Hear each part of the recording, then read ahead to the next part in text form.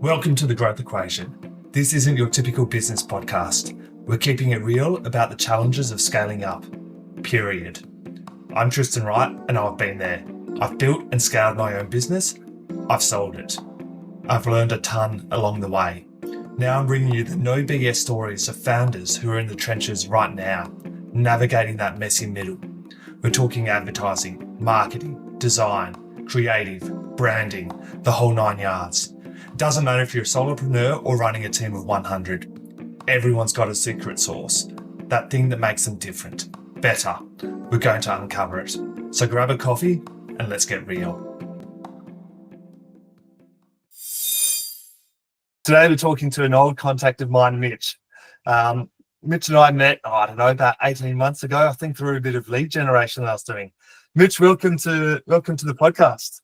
Hey, thanks for having me. Pleasure, mate. Tell me a bit about your business and your story.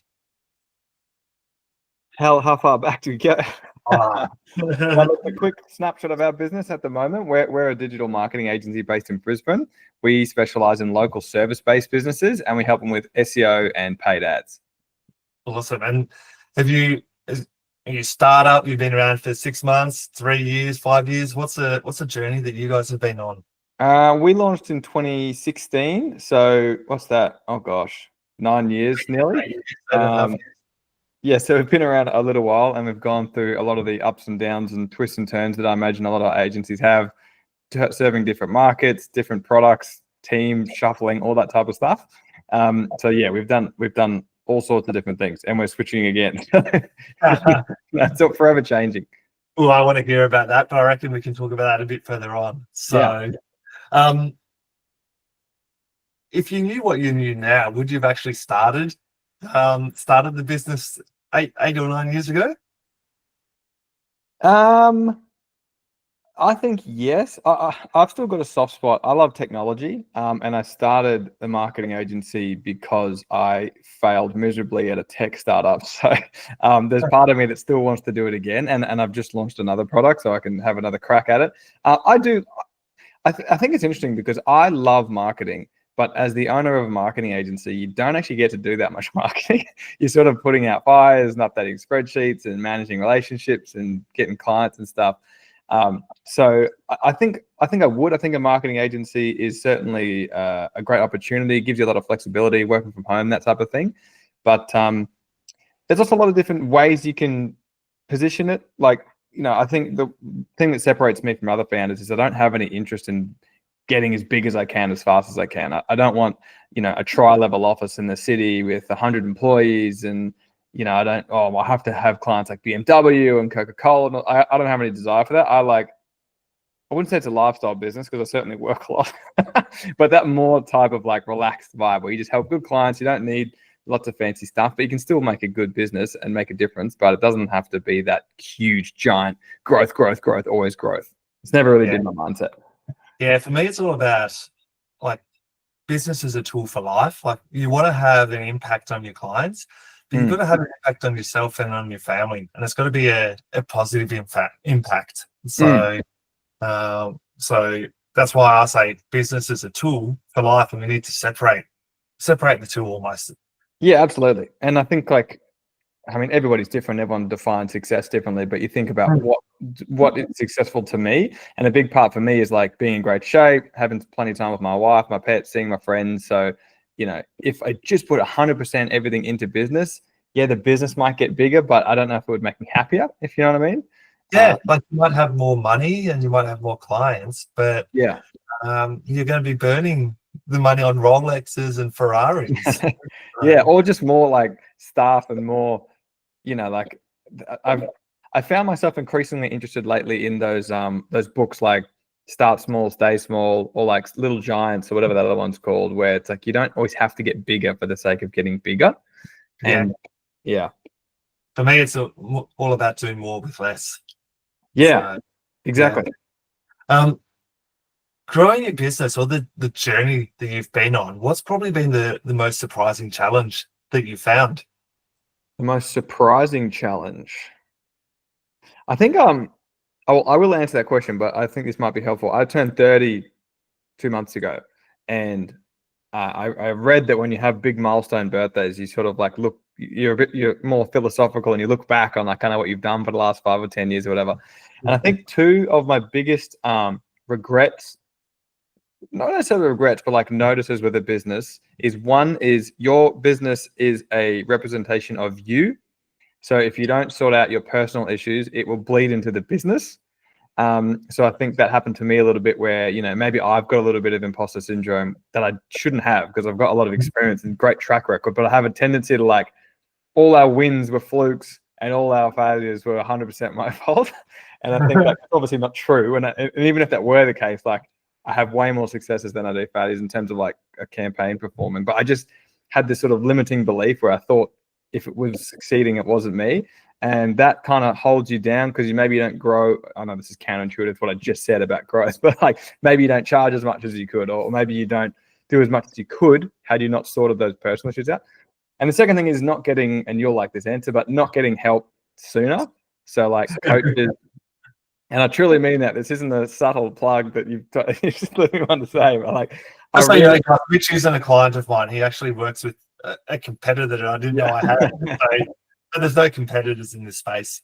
Yeah, and I think like maybe I used to think paying agencies was expensive and they didn't fully understand your business, but getting that help and advice from someone who's done it is so helpful. And I wish I did it sooner. Yeah. I was too penny pinching, you know what I mean? Totally. So going back to your first answer, have you ever thought about why you're telling yourself these stories? Oh, look, that's a whole deep dive into Mitch Hills for the psychologist. There's a reason I asked that question. Yeah. So. Yeah, look, there's a whole history that I won't get into, but I think everyone's got personal problems that can sometimes, whether it's limiting beliefs or too much, and maybe you're, a bit overconfident when you shouldn't be, and you're just getting stuff in only to churn and burn them or other stuff like that, or maybe you're just getting money by any means necessary and you're helping unethical companies and all that stuff. So I think like everyone's got problems, but I think if you either don't solve them or you can't clearly separate them from when you're at personal life or in work, it will affect the business, I think. There's also a need to be aware of them. Yes, most people aren't or don't want to become aware of them. Yeah, bury your head in the sand. So yeah. The very first step is becoming aware of these limiting beliefs or these thought patterns, working out if they're good or bad, and then dealing with them. So like you can't change the past, but you can manage what's happened in the past and allow it to impact or not impact your decision making process in the future. Yeah, certainly, and getting help with that can really help because sometimes you can't. I read a good quote once that said you can't solve a problem in the same headspace. No, you can't come up with a solution in the same headspace that caused the problem. So like if you're the problem, you're probably not going to be the one that can solve it or at least know what to do. So get help. And by help, I don't mean like a lifeline. I just mean like get different perspectives, get advice, talk to someone who's done it. And the flip side of that coin is getting too much information.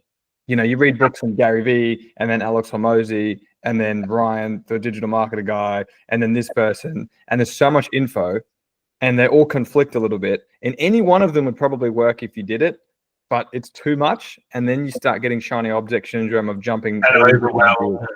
Yeah. Yeah. So it's, you need to have your blinkers on and have one or two, maybe three different areas that you get your information and knowledge from and learn to filter that information as well. So, which is easier said than done. Yeah. And I guess that's part of getting older as a CEO, but then also as a person, is that you have the context to be like, oh, I've actually tried that and that didn't work for this reason, or that doesn't quite apply to me. So I'm going to, take everything with a grain of salt a little bit because no one's got, someone could literally be like, hey, I'm a Brisbane-based agency who does SEO service-based business, like exactly what I do. Even the way that I've done it is not going to be the way that they should do it exactly to the T. So you got to be careful with these books who are like, this is the proven formula for X. And it just, there is no, everyone's different.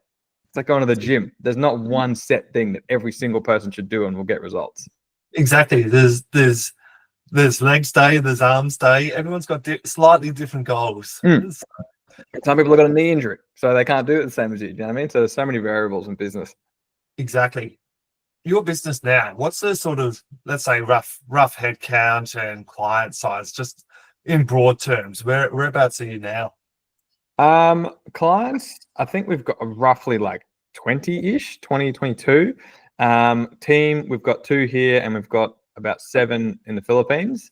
And then revenue sort of varies between 35 and 45 a month. Yeah. So, and in terms of, so where your revenue is now, what have you thought about what's got you here and what changes? What are the major changes that you're realizing you're going to need to make to get you from, let's say, that 45 number to 60 or even 65 consistently? The biggest thing and we're changing this at the moment, is choosing a niche. And I've always struggled with choosing a niche because, it's not even so much that you feel like you're going to not get enough business. Because people are like, oh, but if I just pick this one niche, I'm not going to have enough clients. There'll be plenty of clients and you'll be better at it. The 2 problems that I have is I get bored and from the brand, like rebranding. But then with the brand things, no one actually cares and is even going to remember. So like, don't worry about how it affects your brand. And the one thing is the boredom, well, you cross that bridge when you come to it. So we're focusing on a niche at the moment because for the last year, we've just done all sorts of different industries. Like we got better at choosing the right services. So we niched down in terms of the services because we used to do anything for everyone. We'd do SEO, ads, email, funnels, graphic design, like all sorts. It's just too much. It was pure chaos. So the first step was picking, okay, what services are we going to do? And then the second step is what industries are we going to do? Because I've done marketing for law firms, real estate agents, a drug rehab. I was doing one for like this corporate HR thing. Like there's so random and different, and I have to learn the industry every single time. And I couldn't even apply it to other clients. So I think that's really hard to scale. Whereas if you're at least, it doesn't even have to be a niche so much as like one exact job description, but it could be, tradies. And there's lots of different options in that, but they've got very similar business model. It's like lead gen, pick up the phone, send a quote, so on. So like picking a niche in terms of your services and the industries you help, I think is key to scaling. So you can like, not necessarily copy paste, that's the wrong word, but you sort of know what to do. You know what the benchmarks are, you know what's good, that type of thing. Have you niched to the point where you're considering personality type? Have I? No. I mean, we for and about 2018, 2019, we were like a real estate marketing agency. So we just did real estate. And the messaging was on point because we knew exactly how real estate agents work, what they're like, that type of thing, what they needed. So back then, yes. At the moment, perhaps not as deep as you're suggesting. I just asked the question. I wasn't suggesting anything. So yeah, I could do it. I could do it more, certainly. Yeah. What I found definitely is identifying. You've got your niche, but then the persona of the person and the anti-persona of the people within the business that you're dealing with. So makes a massive difference. Like you might have let's say a plumbing company. There's, let's say, 100 different plumbing companies that have got 10 staff throughout Australia, making up these numbers. But out of that 100 companies, 20 of them, the owners will be terrible to deal with. 30 of them won't pay their bills on time, and 10 of them will be super easy to deal with. And that all comes down to personality types, and the way they treat their staff, the way they treat their contractors, their clients, the way they engage with other businesses. So identifying that personality type as well allows you to easier convert clients, and then make it easier for you to say no to clients and not have pains with bad paying clients or needy clients that always go out of scope. Yeah, and there's definitely some red flags that I sort of look for or pop up on a sales call. One of them, being expectations of if you've never done paid ads before, probably can't help you because I've got to convince you on paying me and then the concept of ads.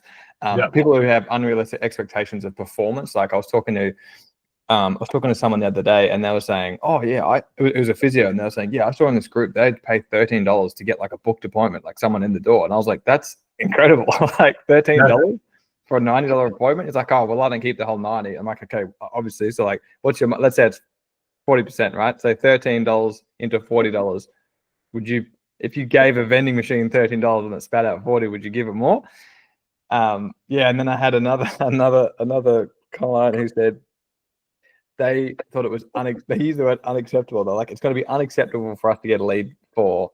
It was like an Invisalign or implants thing. They didn't want to pay more than $100 for one of those people, but then they also said that they only want to invest 10% of their revenue into marketing. I'm like, if you're getting this insane result, which is impossible, by the way, near impossible, but then you also only want to spend 10%. If I was getting those results, I'd borrow money to put it in. Like, so you see these sort of red flags. You're like, oh, there's nothing I could do for this person. I could be the best marketing agent in the world. And but they don't understand money, and they don't know, and because they've got limiting beliefs around money, and then there's also trust issues. It just makes it so hard to deal with. Yes, yeah, and especially I find that a lot with people who've never done paid ads and they've just been getting stuff from referrals. And referrals are great, but they're like they're great, they're awesome, but they're unpredictable. But they come in, they're pre-sold. You don't have to convince them. Their friend said it. They walk in the door, done. Right. So when you're like, oh, but I'm gonna have to pay for people who might not convert. Like what? I'm like, yeah, this is how. That's how business works. That works. Yeah. If I could just click my fingers and I'd be in your business and I'd be a billionaire. The other one that sometimes is a red flag, it could go either way, is someone who says that they know about marketing, which is fine. But if they're kind of doing everything themselves, they're either going to be a control freak or they're just kind of like not let you do your job. Like, oh, I studied marketing, all this time ago. It's like that's great. That's cool. But like I've been doing it every day for 10 years. So like I'm not trying to downplay that, but please let me do my job. You're paying me to do a job. I'm the subject matter expert. If you can do it, go and do it yourself. So, yeah. And it does get to a point where I'll say, hey, look, we can do this one. I don't personally agree with that decision, but like, here's why, and we can still do it if you like. And then if there's like 4 of those in a row, you go, hey, look, this is going to get to a point where we just do what you say, which isn't what we think would get the best results. And then in 6 months from now, you're going to say, where are the results? And we're just going to get into a blame game. So it's just silly. So like, I think just let us do it. And if we can't do it, then we can part ways, which is rare, but everything I've touched so far has done really well. So please let me do my job. I want to go back a couple of minutes ago. You talked about boring, like niching is boring for you. So, and that's why you've, I guess you've had a bit of a hesitation to niching previously. One of the things I say with my clients is my first aim is to make your business boring. Right. We want to make it repeatable. We want to make the results predictable. And once we've got it repeatable and predictable, you're going to have a profit margin in there that you wouldn't otherwise have. And that's when you can reinvest that into the more enjoyable parts of the business. So our very first step is to make it boring so we can then go and do the fun stuff. Yeah. Is my argument. So the fact that you're finally doing that is a good step, that's for sure. So. Yeah, and I think like it got boring for 2 reasons. One was in real estate, it's sort of all about social media, and you can't do much with SEO because you're going up against realestate.com.au and domain and these huge sites that you're just never going to beat. So I was like, I wanted to do more in that space and I wanted to learn and get results, but I couldn't. So I was kind of stuck to this one subset of marketing. And the other thing is real estate agents can be prickly. Can be challenging sometimes. Not all of them, obviously, but some of them can be a bit. And I just found like, sometimes I was helping people who only cared about money, and sometimes the way they would talk, I don't know, it just didn't feel right for me personally. I think we just had very different values as people. And I was just like, even when you got a better one, it was just like, I didn't feel excited about it. I didn't feel like the work I was doing was really helping. Do you know what I mean? Where like if we're helping physios or dentists, or if it was like, there's a lot of dodgy ones out there. So we're helping the good ones help customers who can get real help. Do you know what I mean? Rather than just tricking someone into paying them a big commission for something that they don't need, if you know what I mean. Exactly. Question: hours that you're working at the moment? Are you doing big hours? Are you able to pick and choose your hours? Yeah, for the most part, I think when I'm onboarding a client, it's a bit more hands-on. But yeah, I sent a message to my team. I think last 2 Fridays ago, I was like, "Hey, I haven't been that busy," and that's great. So like, thank you guys so much for all the stuff you're doing. So we've got some good processes in place. People always say it's all systems, and it is largely systems, but it's also people is really important because sometimes you can make all these processes that no one even looks at, but then you can have one person who can just take so much off your hands. So I think like, yeah, hiring the right people and having good processes in place is really, really helpful. How have you gone about actually achieving both of them? With the system stuff, I think I made the first big mistake of just like writing down everything and then getting annoyed that people wouldn't use it. But that's not really how it works. So I think what I would often do, I guess the first step is finding the right people. So you can do that through a variety of ways. I mean, it depends where you're hiring. You can do Upwork for offshore stuff. You can do here, finding people. I think asking your staff's friends, it also helpful. Like, hey, do you know anyone who does this? Can be good because then they've got a friend in the company and that type of thing. And then I think you'll find that when you're making systems versus when you're training someone, it's slightly different. So like recording your trainings is helpful. And I say to them, hey, can you note down this stuff as we're going? So stuff for you to remember. And then you can sort of make a process whilst making a process, if you know what I mean.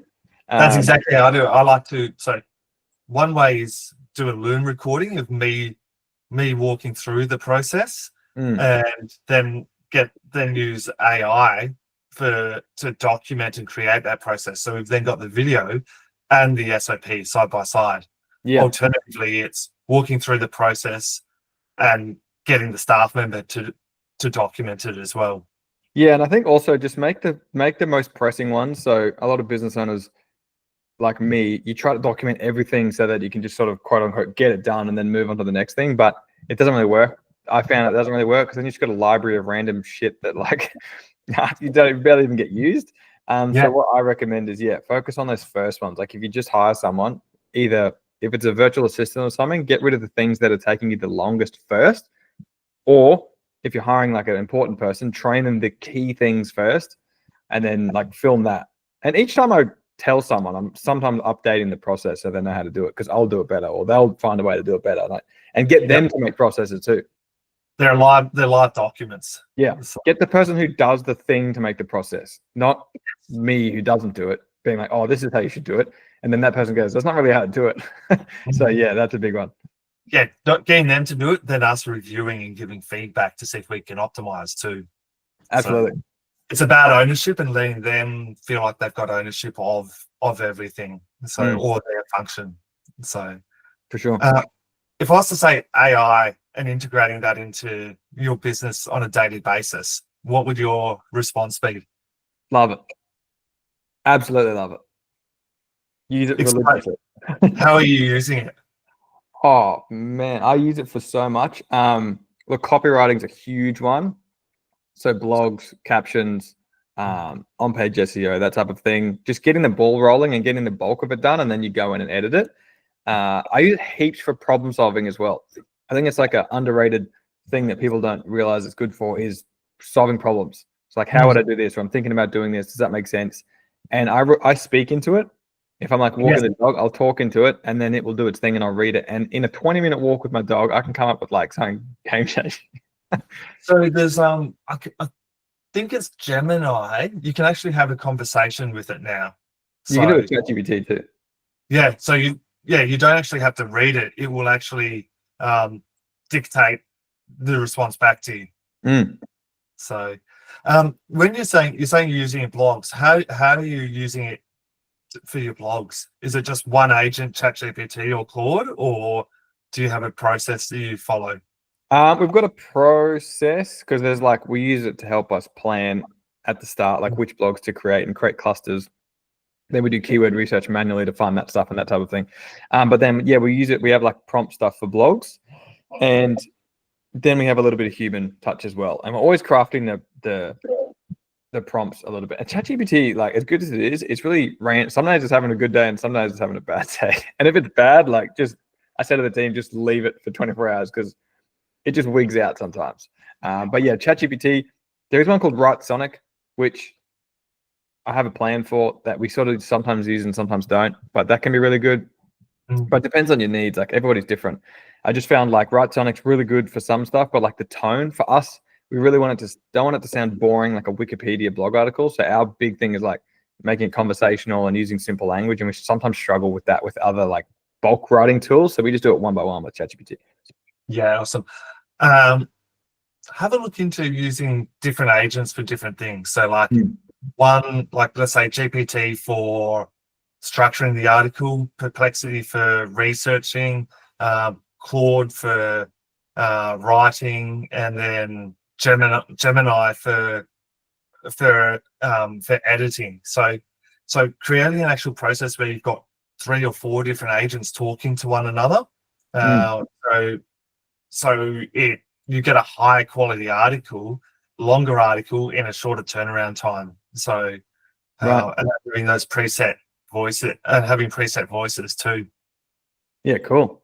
My knee-jerk reaction is that sounds very complex, but I think that could be good, especially for the proofing, because we skim over it, and I think an AI could do that. I think we don't need to do that part.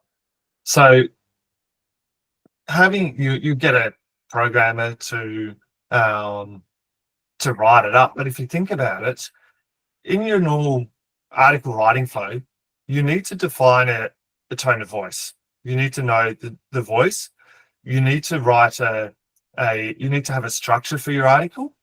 You need to do research for the article. You need to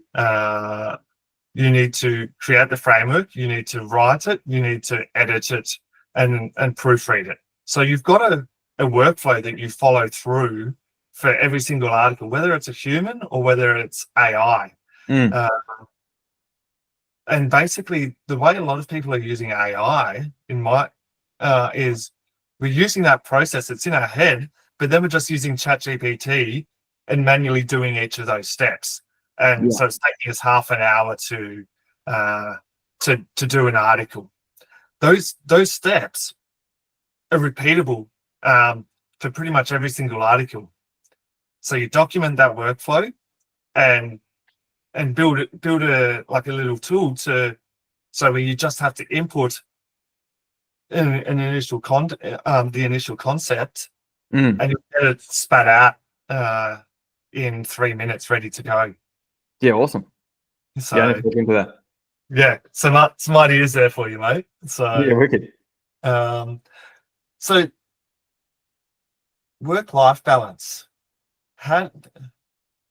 This time last year to now, what sort of difference have you noticed? Are you finding that you're getting better, worse at work-life balance? Is it a major concern for you and for the business? No, it's way better now.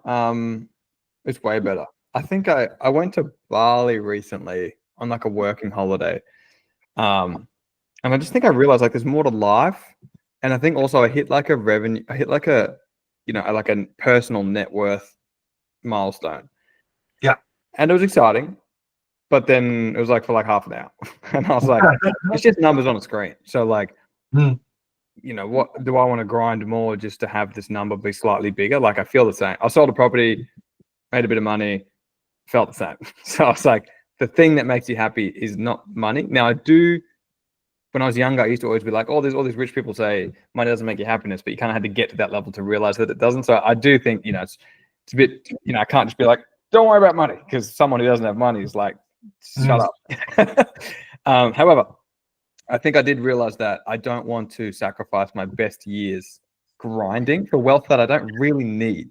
Like, I think if you figure out how much money you actually need to do all the things you want, it's not as much as you would think.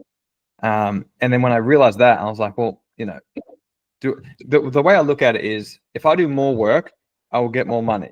But there's always a trade-off with anything. So do I want to get a bit more money in exchange for less time with my wife or my dog or having fun or seeing friends or whatever? And for me, the answer is no.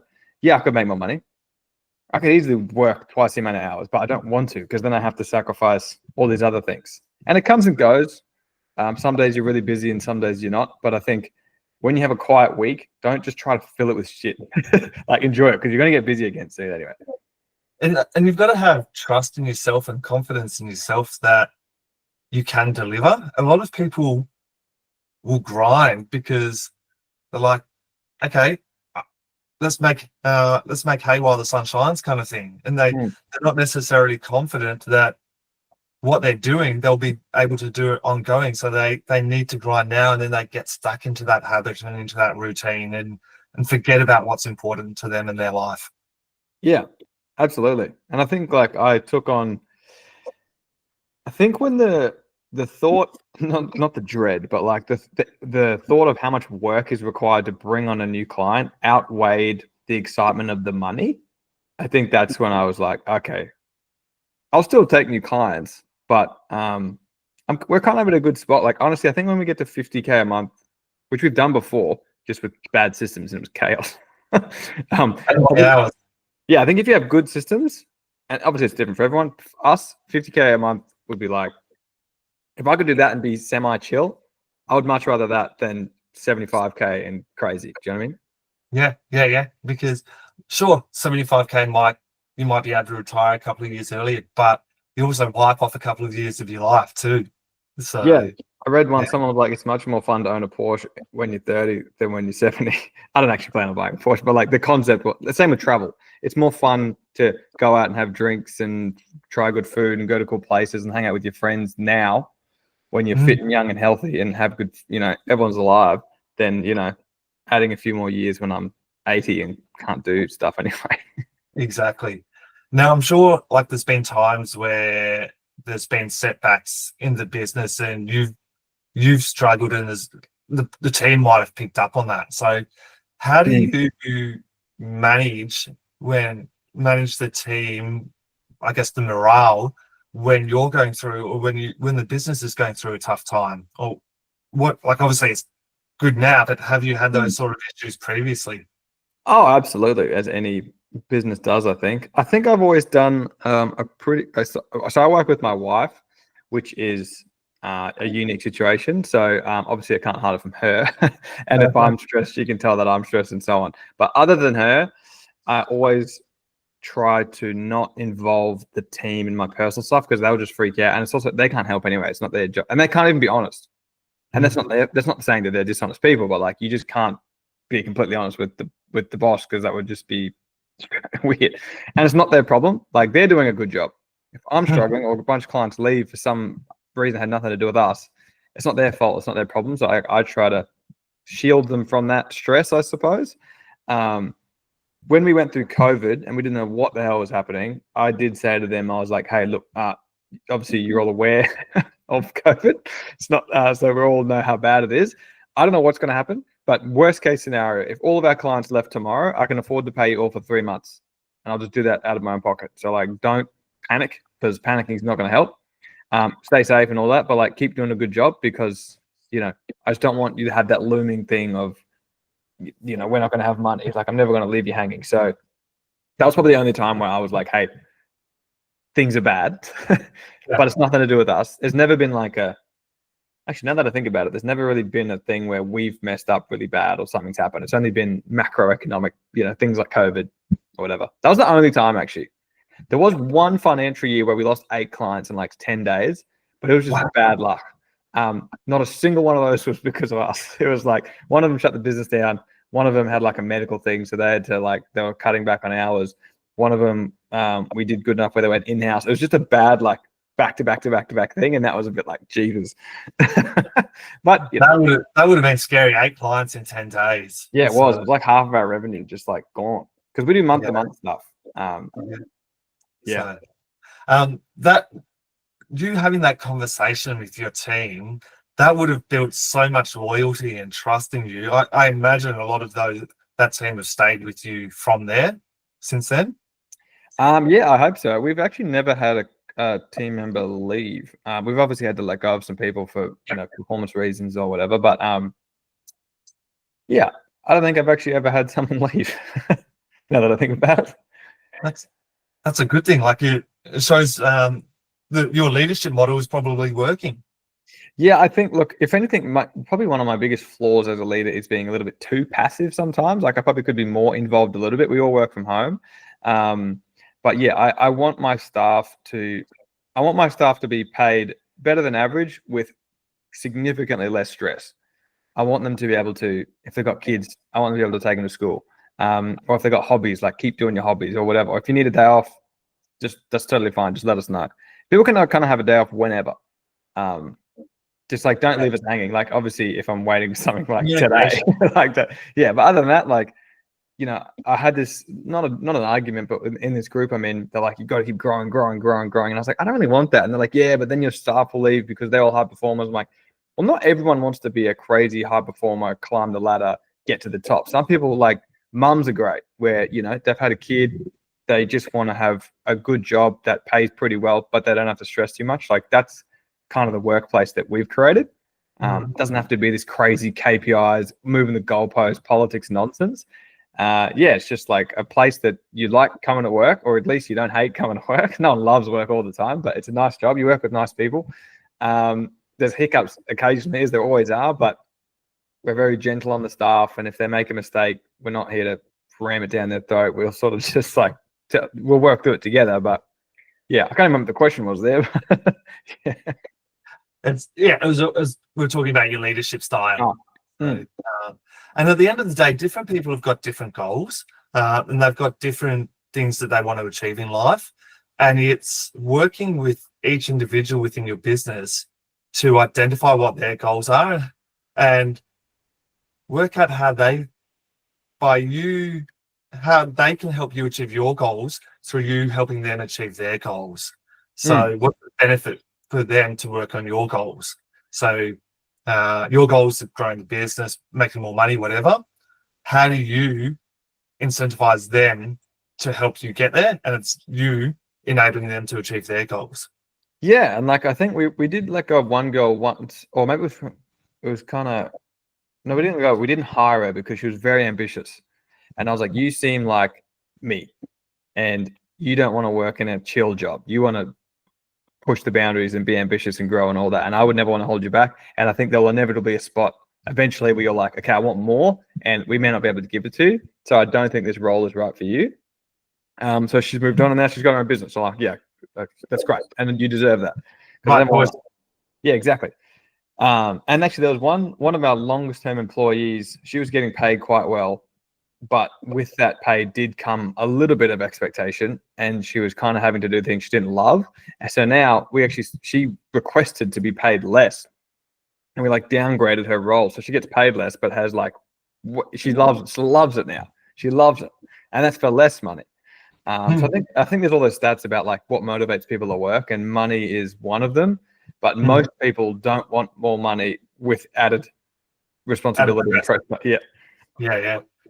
So looking back on the journey that you've been through, if you were to give other business owners a piece of advice from the mistakes or things that you've learned, what would that one piece of advice be? One piece of advice. Look, I do think it does come back to the coaching / knowledge. So paying people who've done what you've done to get their perspective will just accelerate your figuring it out.